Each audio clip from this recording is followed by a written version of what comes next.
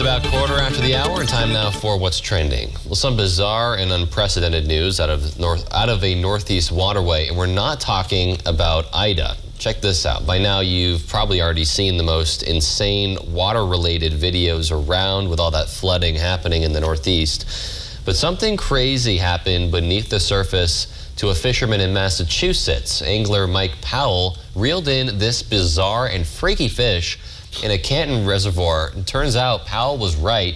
The nearly 6-pound fanged fish is a species called snakehead, and local wildlife experts say it's native to Asia and it's illegal in the U.S. Powell's catch is one of only a few documented locally in nearly 20 years. Wildlife officials hope to keep it that way.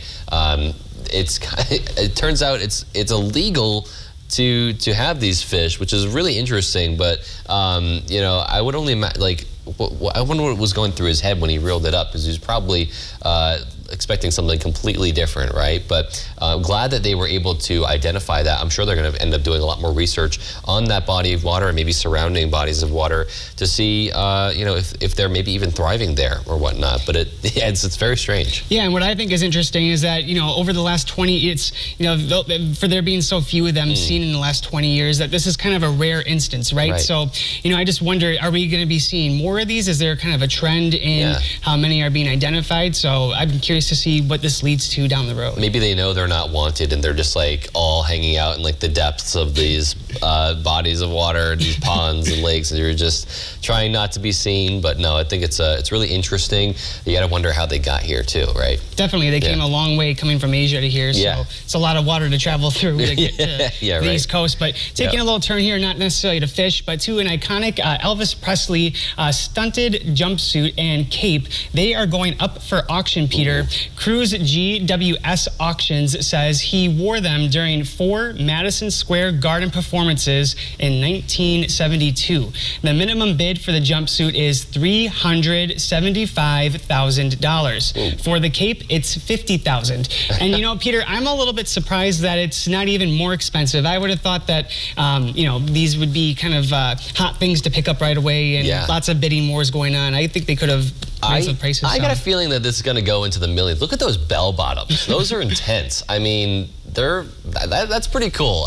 Elvis, he certainly had his own style, and you know, I think that there's lots of Elvis what do you call them, impersonators out there.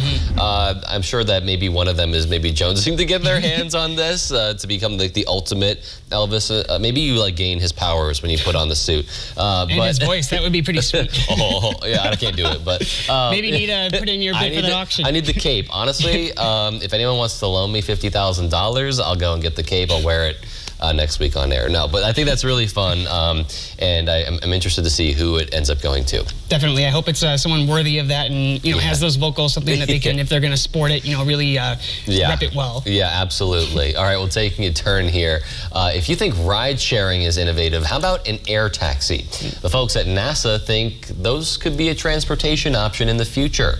They're trying out the technology now with Joby Aviation. That company makes this all-electric vertical takeoff and landing aircraft.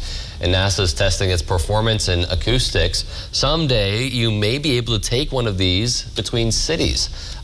This is cool, right? Because it's kind of like that idea of like a flying car. Yes, it's more like a humongous drone, I suppose.